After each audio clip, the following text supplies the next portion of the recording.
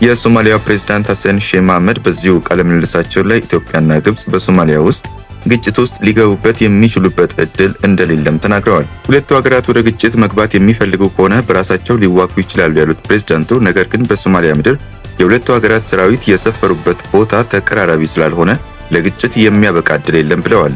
በግብጽና በኢትዮጵያ ወታደሮች መካከል በመቶዎች የሚቆጠሩ ኪሎሜትሮች ርቀት መኖሩን የገለጹት ፕሬዝዳንቱ የግብጽ ኢትዮጵያን ለመረበሽ የምትፈልግበት ምክንያት ኢትዮጵያን በሶማሊያ የሚገኘው የግብጽ ሰላም አስከባሪ ኃይልን ለመረበሽ የምትፈልግበት ምክንያት አይታየኝም ብለዋል። የኢትዮጵያና የግብጽ ወታደሮች ሶማሊያን የጦርነት አውድማ የሚያደርግ የውክልና ጦርነት ማድረግ እንደማይችሉ፣ ሶማሊያም ይህንን በግዛቷ እንዲከናወን እንደማትፈቅድ አሳውቀዋል። የፕሬዝዳንት ሐሰን ሼህ መሐመድ መንግስት በአፍሪካ ህብረት የሶማሊያ ድጋፍና መረጋጋት ተልዕኮ ውስጥ የሚሳተፉ ሀገራት 11,000 ወታደሮች እንደሚያዋጡ የገለጸው ባለፈው ዓመት ነበር።